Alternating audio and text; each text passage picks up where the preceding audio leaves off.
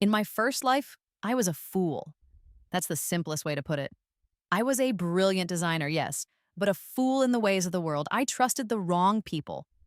I poured my soul into a revolutionary sneaker design, a brand I called Aura, that blended athletic performance with high fashion aesthetics. I took my life's work to my mentor, the celebrated Coach Bradley, a man I revered like a father. He looked at my sketches, held my prototypes, and told me they were amateurish, that I should stick to what I knew. He crushed my spirit with a casual, dismissive wave of his hand. My so-called friend, Elena Vasquez, stood by his side, her eyes filled with a pity that I now know was contempt. She was his new star, the one with real potential, he'd said. Broken, I drove home in a daze. The world blurred through my tears. The screech of tires was the last thing I ever heard. I died believing I was a failure. The champagne flute shatters against the marble floor of Coach Bradley's penthouse office. The sound is a gunshot in the silent, opulent room. My hand, the one that held the glass, is perfectly steady. Not a single drop has spilled on my black silk blouse. I'm not drunk, I'm not hysterical. I am a ghost at a feast, and I've just seen my own murder weapon. It's laid out on his gleaming mahogany desk. A multi-million-dollar contract with Nike. And beneath the iconic swoosh, spread out like sacrificial offerings, are my designs. My Aura sneaker line. Every curve, every stitch, every innovative sole pattern I bled for. And at the bottom of the signature page, a forgery of my name, slick and confident. My life's work, stolen and sold by the man I once called my mentor. Coach Bradley looks up, his face a mask of practiced charm, now cracked with annoyance at the broken glass. Maya, for God's sake, what's wrong with you? Elena Vasquez, his business partner and my one-time rival, rushes forward with a cocktail napkin. Are you all right? You're pale as a sheet. She dabs at the non-existent spill near my shoes, her movements a portrait of insincere concern. I don't answer them. I can't. The metallic taste of blood fills my mouth. I've bitten my tongue, a small, sharp pain that grounds me in the searing reality of this moment. It's happening again, almost exactly as it did before. But this time is different. This time, I'm not the naive girl who will drive home in a tear-filled daze. This time, I'm the one who came back. My hands tremble, not from shock, but from a fury so pure and white-hot, it feels like it could melt steel. It's a rage I didn't have time to feel in my first life. A rage that has been simmering for the 2 years since I woke up in a cold sweat, gasping for air, the phantom pain of a car crash fading as the calendar on my phone read a date 3 years in the past. A second chance, a rebirth, a chance to rewrite my own pathetic ending. For 2 years, I have played a part. I rebuilt my design company, Maya Chen Athletics, from the ground up, securing patents, trademarks, everything I failed to do the first time. I pretended to be oblivious. I even pretended to still seek Bradley's approval, all while knowing this day would come. I laid the trap, and now the wolf has stepped in it. My phone buzzes in my clutch. I don't need to look at it. I know the message. It's from the board I was forced to form, the one Bradley's man has a seat on. I glance at the screen, confirming the inevitable. Board meeting 8 a.m. tomorrow. Your termination hearing, Maya. Of course, the final move. Discredit me, paint me as unstable, and remove me from my own company, consolidating their theft. They think they've won. They think the game is over. They have no idea the real game is just beginning. 24 hours, that's the timer. 24 hours to save everything I have rebuilt, to expose these two vipers for what they are, or to lose it all over again. This time, there won't be a third chance. The silver pendant around my neck, a simple, elegant phoenix my grandmother gave me on her deathbed, suddenly feels warm against my skin. A Chen woman always rises from the ashes, she'd whispered. It's not just a piece of jewelry, it's a promise of justice, a promise I intend to keep. I finally meet Bradley's gaze, my own eyes cold and clear. I let a small, sharp smile touch my lips. My apologies, Coach, I say, my voice a silken thread of ice.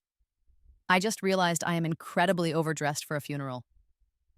His brow furrows in confusion.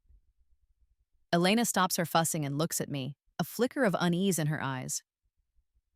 Good. Let them wonder. Let them feel the first chill of the storm that is about to break over their heads. I turn and walk out of the office, my heels clicking a steady, deliberate rhythm on the marble. It's the sound of a clock ticking, a clock that has just run out of time for them. The sterile quiet of my own office feels like the calm in the eye of a hurricane. The glittering skyline of the city spreads out before me, but I don't see it. I see a chessboard, and I'm finally making my move. The shock, the performative gasp I gave them back in that penthouse was just that, a performance. My real reaction happened 2 years ago when I clawed my way back into existence. Every day since has been a calculated preparation for this single night. I slam my laptop shut, the sound echoing my resolve. Panic is a luxury I can't afford. It died with me on that rain-slicked road. In its place is a diamond-hard certainty. I pick up my phone and dial a number I know by heart. "Marcus," I say, my voice devoid of any tremor. "It's time." Marcus Kim, my patent attorney and the only person on this planet who knows my impossible truth, answers without preamble. "The Nike deal is signed?" "Signed, sealed, and delivered, on his desk like a prize pig." "And the board meeting?" "Tomorrow, 8 a.m. sharp, my public execution." I can almost hear him smile. Marcus is a bulldog in a $1,000 suit, and he lives for this kind of fight. Good. They've set the timer for their own destruction. I'll prepare the injunction papers, but Maya, are you sure about this? The direct approach? "They're expecting me to crumble," I say, pacing the length of my office. "They're expecting tears, begging, maybe a desperate emotional outburst at the board meeting. They're not expecting a lawsuit filed before the sun comes up. We hit them now, Marcus, hard and fast." "Then hard and fast it is," he says, his tone all business. "I'll file the intellectual property lawsuit tonight. It'll be on the docket by morning. What about the proof?" "I'm on my way to get it now." I hang up and grab my keys. The destination isn't a high-security vault or a secret storage unit. It's Coach Bradley's own office, the one I just stormed out of. Midnight finds me stepping out of the elevator back on the penthouse floor. The cleaning crew is gone. The lights are dimmed. I use the key card I was never supposed to have, a relic from my intern days in my first life that I had meticulously duplicated. The door clicks open. He's there, as I knew he would be, sitting behind his desk, nursing a glass of scotch. He's not a fool. He knew I'd be back. He just miscalculated my intentions. He looks up, his expression a mixture of pity and annoyance. "Maya, you need to go home," he says, his voice laced with that infuriatingly paternal tone. "We can talk about a severance package in the morning. Don't make this harder than it has to be." I walk towards the desk, my movements slow and deliberate. "You think you can steal from me?" I ask, my voice low. He sighs, running a hand through his perfectly coiffed silver hair. "Maya, you're being emotional." I stop, my hands flat on the polished mahogany, leaning forward so he can see the fire in my eyes. "Emotional? No, coach. I'm being strategic. There's a difference. A difference you taught me, ironically." His eyes widen slightly as I step into his personal office, my heels silent on the plush carpet. "What are you doing?" "Just collecting something I left behind." I reach behind a row of leather-bound classics on his bookshelf, first editions he's never even opened, and retrieve a micro camera, no bigger than a button. I placed it here a week ago, knowing the final betrayal would happen in this room. "You're insane," he whispers, standing up. "I'm thorough," I correct him. I turn back to the main office. There, on a small credenza, is a digital photo frame, a gift from Elena to him, cycling through pictures of their corporate triumphs. I unplug it and tuck it under my arm. "What is that?" he demands, following me. "Insurance." I face him, holding up the tiny camera. A few weeks ago, I started noticing discrepancies. Small things. A design element I'd discussed only with Elena showing up in a pitch deck of hers. A private project file accessed from an external IP address. So I got curious. I walk over to his large flat-screen monitor and plug the photo frame's USB into the port. I hit a few buttons on the remote. The screen flickers to life, not with a picture of Bradley shaking hands with some CEO, but with security footage. grainy, time-stamped footage from my own office taken 2 months ago, late at night. The footage shows Elena, her face illuminated by the glow of my monitor. She's photographing my prototype designs, my sketches, my confidential spec sheets, page by painstaking page. She's been feeding him my work for months. Bradley stares at the screen, his face draining of all color. The bravado, the paternal condescension, it all melts away, leaving behind the ugly, craven face of a thief caught red-handed. This is inadmissible, he stammers. You filmed her without her consent. In my private office, stealing my intellectual property? A judge might see it differently, I say, my voice cool. I unplug the drive. But this isn't for the judge, this is for the board. I thought they might appreciate the full context of my so-called emotional instability. He looks from the drive in my hand to my face. And for the first time, I see real fear in his eyes. He finally understands he's not dealing with the girl he broke. He's dealing with the woman who put herself back together with pieces of steel. You won't get away with this, he snarls, a cornered animal.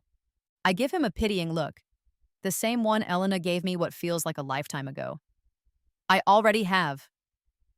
I turn and walk away, leaving him standing there in the ruins of his confidence. The courthouse opens in 7 hours. The board meeting is in 8. I have a stack of documents to get notarized, a lawsuit to launch, and an empire to burn to the ground, and I'm going to enjoy every single second of it. The first light of dawn is a cold, sterile gray, washing over the glass and steel fortress of Nike's world headquarters. I watch from the driver's seat of my car, parked across the street, a thermos of black coffee in the console. Sleep is a distant memory, replaced by the thrum of adrenaline and righteous fury. Inside the building, a multi-million-dollar marketing campaign is about to go into hyperdrive, all based on a lie. A lie I'm about to publicly detonate. My phone rings. It's Marcus. Filed, he says, his voice crisp with victory. The clerk was a bit grumpy about a pre-dawn filing, but the lawsuit is officially on the record. Injunction request and all. They'll be served within the hour. Perfect. What's the mood on their end? Panic. Low grade for now, but it's there. Nike's legal team is good, but they hate surprises. And a 10-figure IP theft lawsuit on the morning of a major product launch is a very, very big surprise. I take a sip of coffee. It's bitter, just like the memories I'm avenging. Bradley will try to dismiss it. He'll call it a frivolous shakedown by a disgruntled employee. Let him, Marcus says, the smirk evident in his voice. That's what discovery is for. He's about to find out just how unfrivolous we are. As if on cue, Coach Bradley's gleaming black Porsche pulls into the executive parking lot. He gets out, looking tired, but still radiating an aura of untouchable arrogance. He's flanked by 3 men in sharp suits who can only be his lawyers. They walk with purpose, their faces grim. They're here to do damage control, but I have a surprise for them too. A man in a bicycle messenger uniform, looking entirely out of place in this corporate pantheon, leans against the pillar near Bradley's parking spot. As Bradley and his legal eagles approach, the messenger steps forward and extends a thick manila envelope. Coach Bradley? The messenger asks, polite but firm. Bradley waves him off dismissively. Not now. I'm late for a meeting. You've been served, the messenger says, dropping the envelope at Bradley's feet before hopping on his bike and pedaling away with surprising speed. Bradley freezes. His lawyers stare at the envelope on the pavement as if it's a live grenade. The confident stride falters. The mask of control slips just for a second, and I see the raw panic underneath. He bends down slowly, picks up the lawsuit, and his face turns a shade of mottled red. He looks around wildly, his eyes scanning the area, and they lock onto my car. He sees me. I give him a slow, deliberate wave. He storms towards me, crossing the street against the light, his lawyers scrambling to keep up. I roll down my window, the cold morning air biting through my blazer. This is harassment, Maya, he bellows, his voice echoing in the quiet morning. I take another sip of my coffee, unbothered. No, this is business, Coach, I say, repeating his own words back to him. Remember? One of his lawyers, a sharp-faced man with tired eyes, steps forward. Miss Chen, this is a baseless and malicious filing. You will never prove those designs were stolen. Watch me, I say, my voice soft but carrying the weight of absolute conviction. Bradley leans down, his face close to my window. He's trying to intimidate me, to find the scared young woman he can manipulate. But she's not here anymore. Elena destroyed the evidence, he hisses, a desperate, last-ditch threat. That camera, that little stunt you pulled last night, it's your word against ours. There's no proof. This is the moment, the second checkmate. I smile, a real smile this time. It feels like the sun rising after a long night. Oh, Bradley, you're a great coach, I'll give you that. But your tech game is weak. You see, you're thinking about physical evidence, hard drives, local files, things you can smash with a hammer or wipe clean. I tap a key on my laptop, which is open on the passenger seat. I turn the screen towards him. It's displaying a file directory, a cloud storage account securely encrypted. My account. Elena is good at covering her tracks, I continue, my voice dripping with false sympathy. She wiped her phone, her laptop, even the server logs at my office. Very thorough. But she missed one thing. I click on a folder labeled aura_master_backup. It expands, revealing hundreds of files. Sketches, 3D renderings, material specs. Each one is time-stamped. Time-stamped from the moment of its creation, months, even years before Elena ever laid eyes on them. Irrefutable, digital proof of provenance. She missed the cloud backup, I say sweetly. It syncs automatically from every device I own. Every time I saved a file, a copy went straight to a secure offsite server. A server your high-priced lawyers can subpoena, but can never, ever touch. It's all there, Coach. The entire history of my work, my life's work, the work you tried to steal. The lawyer's face goes slack. Bradley stares at the screen, his mouth slightly agape. The arrogance, the anger, it all evaporates, replaced by the cold, stark realization that he is utterly, completely, and royally screwed. He didn't just step into a trap. He walked into a digital fortress, and I've just slammed the gate shut behind him. The warmth of vindication spreads through my chest, chasing away the morning chill. His empire, built on the stolen dreams of young designers like me, is beginning to crack. And I have a sledgehammer in my hand, ready to bring the whole rotten structure down. I roll up my window, leaving him standing in the street, clutching a lawsuit that has suddenly become very, very real. I put the car in drive. The board meeting is in less than an hour. It's no longer a termination hearing, it's a declaration of war. The courtroom is an arena of hushed whispers and expensive suits. It smells of old wood and fresh fear, mostly emanating from the row of Nike and Bradley-hired lawyers sitting opposite me and Marcus. They look like they've aged a decade in the last 8 hours. The bravado they wore this morning has been replaced by the grim pallor of impending disaster.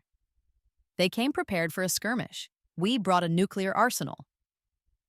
Your Honor, Marcus begins, his voice resonating with calm authority through the cavernous room. We are here today to request an emergency temporary injunction to halt the launch of Nike's Helios's sneaker line. We have submitted evidence. He gestures to a stack of files thick enough to stop a door. That proves, conclusively, that the core design and technological innovations of this product line were stolen directly from my client, Miss Maya Chen. Bradley's lead counsel, the sharp-faced man from this morning, jumps to his feet. Objection! This is a preposterous claim. Miss Chen is a former disgruntled employee attempting to extort a global corporation on the eve of its most important launch of the year. She has no proof, only baseless accusations. The judge, a formidable woman named Judge Sterling with piercing eyes and a no-nonsense demeanor, peers down from her bench. Counselor, I have reviewed the preliminary filing. The evidence of prior art submitted by Miss Chen's legal team, specifically the digitally time-stamped cloud backups, is compelling, to say the least. Do you have a response to the fact that Miss Chen appears to have created and documented these exact designs nearly 18 months before your client, Mr. Bradley, claims to have conceived them? The lawyer sputters. Those files could have been manipulated, Your Honor. Marcus smiles faintly. Your Honor, the files are stored on a blockchain encrypted server.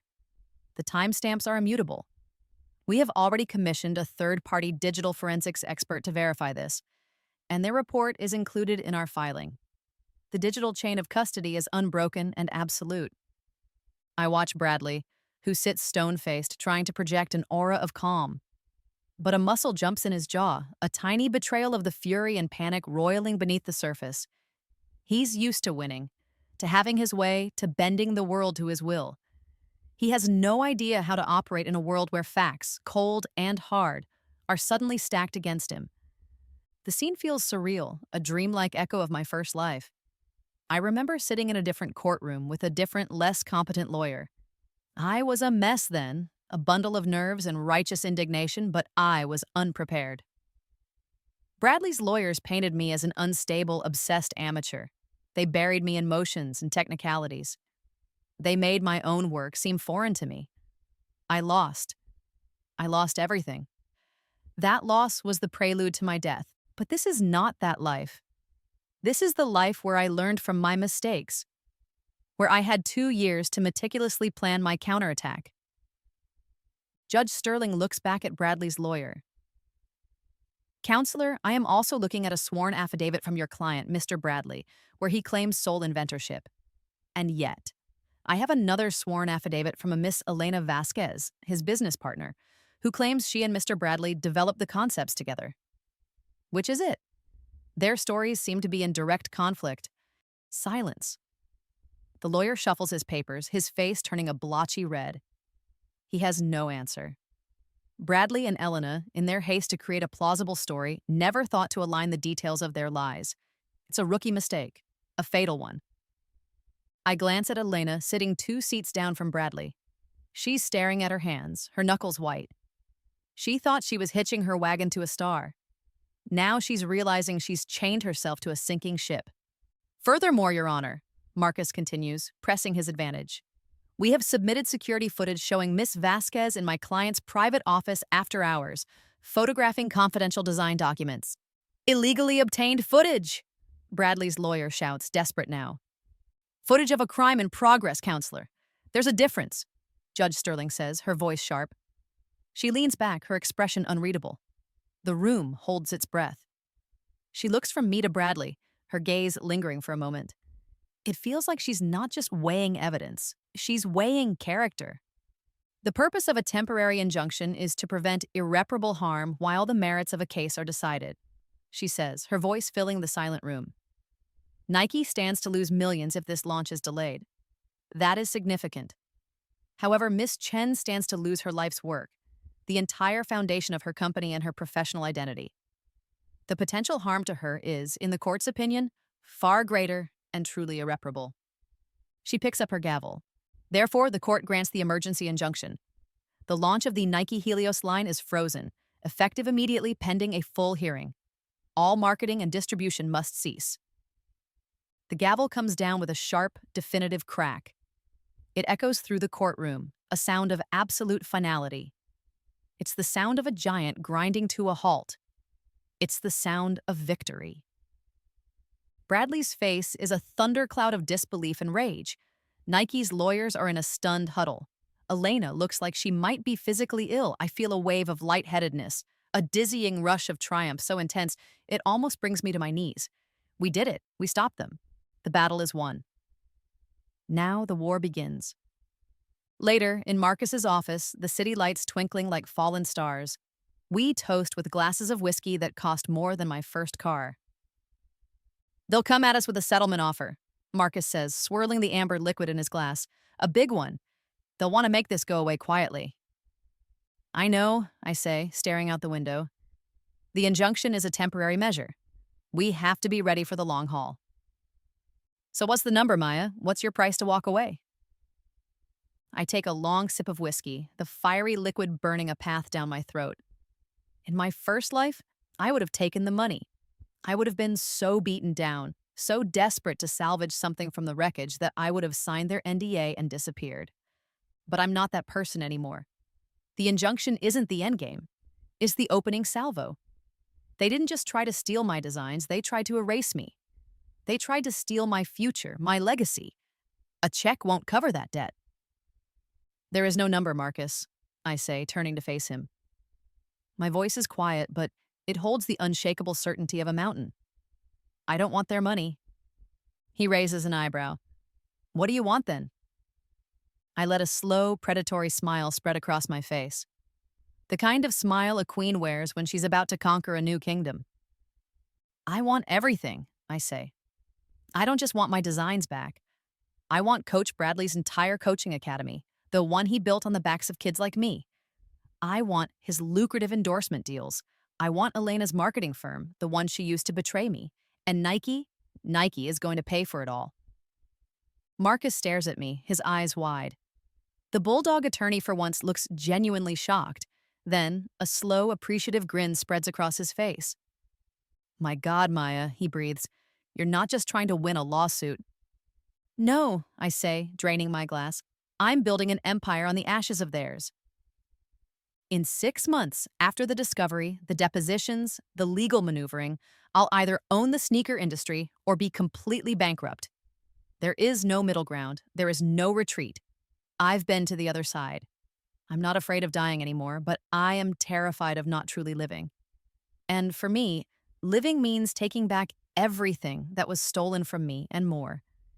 It means making them both pay, not just for what they did, but for what they thought they could get away with.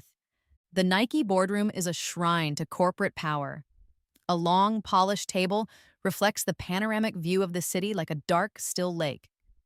The air is thick with tension and the smell of fear, a scent far more potent than the expensive coffee brewing on the credenza. Seated around the table are the highest echelons of Nike's leadership, their faces a mixture of anger, anxiety, and disbelief. Coach Bradley and Elena are there, looking smaller and paler under the fluorescent lights, stripped of their usual arrogance. They look like defendants in the dock, which I suppose they are. I stride into the room, my heels clicking a sharp staccato rhythm on the floor. It's the sound of a countdown timer. I'm not here to negotiate. I'm here to dictate terms. Marcus follows a step behind, carrying a briefcase that holds their corporate damnation. I don't wait to be invited. I walk to the head of the table, place my hands on the back of the chair, and survey the room. I let the silence stretch, letting them stew in their own expensive discomfort. Good morning, I say finally, my voice calm and clear. I trust you've all been briefed on the injunction? Nike's CEO, a man named Harrison Vance, who usually looks like he could wrestle a bear, just glares at me. Miss Chen, your legal stunt has cost this company an estimated $50 million in a single day. What do you want? I slide a single slim folder across the polished table. It stops directly in front of him. That, I say, is my settlement offer. Vance opens it. His eyes scan the single page and his face tightens. This is outrageous. You're demanding ownership of the designs, punitive damages, and a public apology. That was the offer yesterday, I say, my voice dropping a little, taking on a harder edge. Today, the price has gone up. I nod to Marcus. He opens his briefcase and places a small, sleek USB drive on the table. It looks insignificant, a tiny piece of plastic and metal, but it's a bomb. $50 million for the stolen designs transferred to my account by the end of the day, I announced to the stunned executives. Or I release the audio recordings on this drive to every major news outlet in the country. Bradley, who has been unnaturally quiet, finally explodes. He slams his fist on the table. You recorded our private conversations? He snarls, his face contorting with rage. I turn my coldest gaze on him. Every single one. A wave of shock ripples through the room. Vance looks from the USB drive to me, his eyes narrowed. This is extortion. This is business, remember? I say, throwing his own words back at him for the second time. He flinches as if I've slapped him. You see, after my first unpleasant experience with having my work stolen, I became a little paranoid. I decided it was prudent to record all my business meetings for my own protection. As it turns out, it was a very wise decision. Elena speaks for the first time, her voice a shaky whisper. What's on the drive, Maya? I give her a look of pure ice. Oh, Elena, it's a greatest hits album. It's 3 years of Coach Bradley, in his own voice, admitting to stealing concepts from young designers. Bragging about it, actually. There's a particularly charming bit where he talks about stupid kids who don't know how to protect their work. Sound familiar? Bradley's face goes ashen. He remembers. He remembers all those conversations, all that arrogance, all that casual theft he thought was just smart business. There's more, I continue, my eyes sweeping across the horrified faces of the Nike executives. There's a lovely conversation from 6 months ago where he and Elena plot out how to best position my aura designs to you, how to cut me out, discredit me, and take all the credit. He even jokes about my emotional fragility and how easy it will be to push me out of my own company once the deal is done. Vance looks at Bradley with utter contempt. He's not just a liability anymore. He's a public relations apocalypse waiting to happen. The story is no longer about a simple IP dispute. It's about a global brand colluding with a predator who preys on young talent. It's a story that could destroy their reputation for a generation. This is a bluff, one of the lawyers says weakly, but there's no conviction in his voice. Is it? I ask. The product launch deadline for your entire spring line is in 3 hours. That's the deadline the board gave me for my termination hearing this morning, by the way. The hearing I didn't attend. Without my designs, your entire campaign collapses. You have nothing to sell. Every hour you delay costs you millions more. You can either pay me, or you can explain to your shareholders why you chose to protect a thief instead of your own company. I tap the USB drive with a manicured nail. The choice is yours. You have 1 hour to make the transfer. After that, this little drive goes on a world tour. I turn and walk towards the door, Marcus right behind me. We don't look back. We don't need to. I can feel the weight of their panic, the frantic, desperate calculations happening in that room. The power has shifted. It no longer sits with the men in the expensive suits. It sits in the palm of my hand, in a tiny piece of plastic that holds all their sins. They thought they could buy my life's work for a pittance. Now they're about to find out the real cost of their betrayal. The stage is a furnace. Hot lights blaze down, turning the cavernous auditorium into a pressure cooker. Hundreds of reporters are packed in, a sea of cameras, microphones, and expectant faces. They came for a coronation, to witness Nike and the legendary Coach Bradley unveil the future of athletic footwear. They are about to get a public execution instead. I stand in the wings, just out of sight, my heart a steady, powerful drum against my ribs. Marcus stands beside me, a reassuring presence. Ready? He asks quietly. I was born ready for this, I reply. Twice. On stage, Coach Bradley is at the podium, a forced, slick smile plastered on his face. But I can see the strain. The sweat beading on his upper lip, the slight tremor in his hand as he grips the lectern. He's been in a cage for the last hour ever since our meeting in the boardroom. Nike paid. The $50 million is already in my account. But they made a fatal miscalculation. They thought the money was to buy my silence. They thought wrong. The money was just an admission of guilt. The silence was never for sale. There have been some baseless rumors, Bradley is saying, his voice attempting a confident boom that comes out thin and reedy.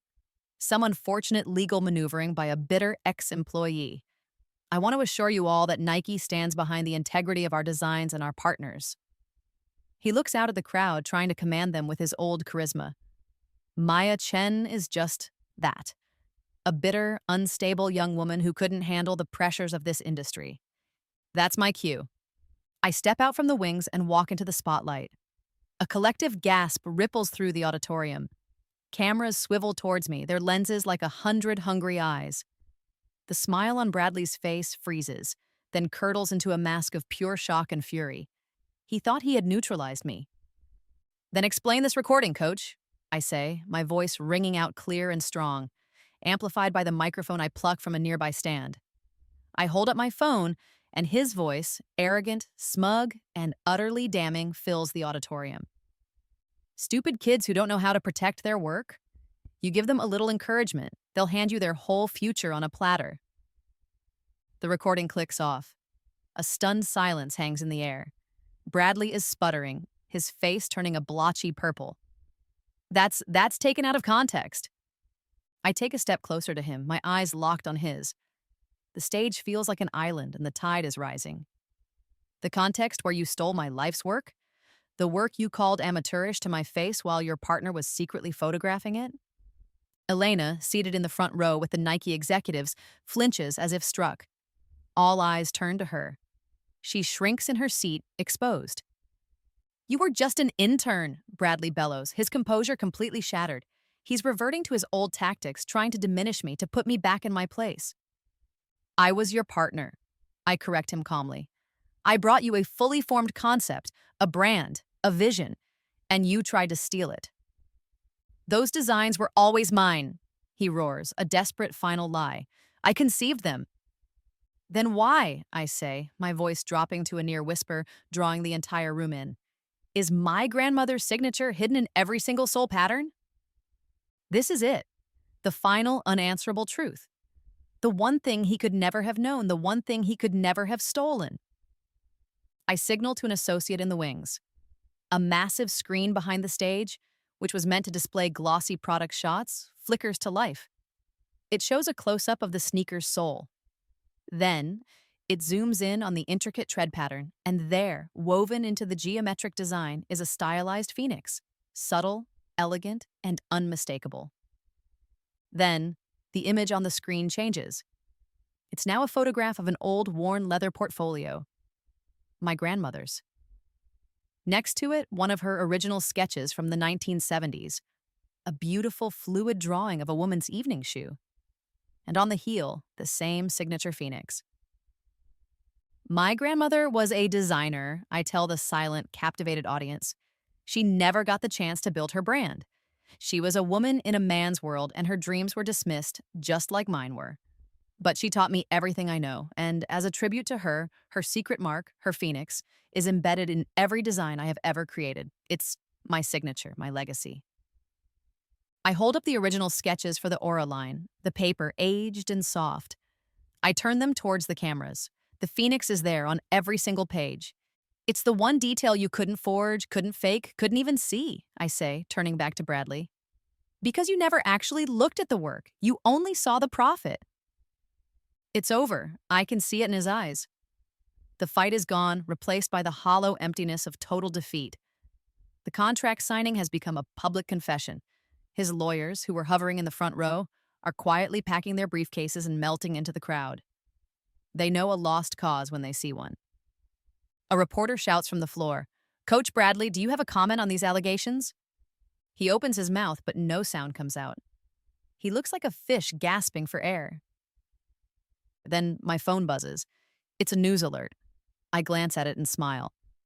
Elena Vasquez marketing firm announces they are pursuing new creative partnerships, effective immediately. Their first client, Maya Chen Athletics. Elena has abandoned ship, and in a final desperate act of self-preservation, she has chosen the winning side, my side. The auditorium erupts into chaos. Reporters are shouting, cameras are flashing. It's a feeding frenzy. Coach Bradley stumbles back from the podium, his empire crumbling around him on live television, his legacy turning to ash. I lean into the microphone one last time, my voice a clear, cutting whisper that slices through the din. The student, I say, just became the teacher. 6 months later, the world looks different. The dust has settled, and from the ashes of Bradley's disgrace, my own empire has risen, gleaming and new. I'm standing in my new office, a sprawling space on the top floor of a skyscraper that I now own. The view is endless. Below, the city bustles, and on the feet of thousands of people walking those streets are my shoes. Not the stolen Helios, but the authentic Aura line, launched in a landmark partnership with Adidas, Nike's biggest rival. The launch shattered every sales record in their history. We didn't just create a sneaker, we started a movement. Coach Bradley is a ghost, a cautionary tale whispered in boardrooms. I saw a picture of him online last week. He's coaching a high school basketball team in some forgotten suburb in Ohio. The arrogant swagger is gone, replaced by the stoop of a broken man. He lost everything, the Nike deal, his coaching academy, his reputation. Nike, after a catastrophic stock plunge and a public relations nightmare, severed all ties and sued him for fraud.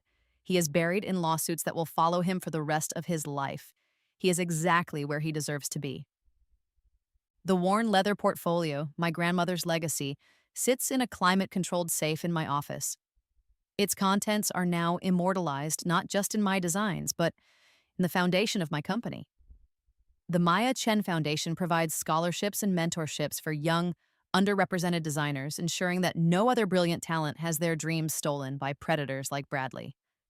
Her spirit isn't just in the sole of a shoe, it's in the soul of my entire enterprise. And Elena? Elena sits in an office down the hall, a smaller one than mine, of course. She now runs my public relations department. People were shocked when I hired her. They called me naive, a fool for trusting a snake. But they don't understand. I didn't hire her because I trust her. I hired her because I understand her. Elena is a creature of pure, undiluted pragmatism. Her loyalty isn't to people, it's to power. In our first life, she hitched her wagon to Bradley because he was the one on top. This time, when the tables turned, she was smart enough to jump to the winning side before the old one completely sank. Her public betrayal of Bradley at the press conference was her application. Her subsequent media tour, where she masterfully painted herself as a manipulated pawn who saw the light, was her interview. She is ruthlessly effective, brilliant at her job, and utterly predictable. And now, her success is inextricably tied to mine. She knows I have the recordings. She knows I have the power. She knows I am not a man who will dismiss her potential, but a woman who will hold her accountable for it. She will never betray me, not because she is loyal, but because she is terrified not to be. It's a much stronger bond. Keeping her close isn't an act of forgiveness. It's a strategic move, a constant reminder that I am always 3 steps ahead. Sometimes, late at night, when the city is quiet, I think about my first life. The pain, the confusion, the crushing weight of failure. It feels like a story I read about someone else, a sad movie with a tragic ending. This life, this second chance, has been a gift of knowledge, of foresight. It allowed me to not only reclaim what was mine, but to build something bigger and better than I ever could have imagined. I didn't just get revenge, I got justice. For my grandmother, for all the stupid kids Bradley preyed on, and most of all, for the foolish, brilliant girl who died believing she was worthless. I pick up a prototype of our next design, the Aura 2. The material is light and strong, the lines are clean and bold. I run my thumb over the sole, feeling the faint, raised outline of the phoenix hidden within. The dynasty was always meant to be mine. I just had to die to claim it.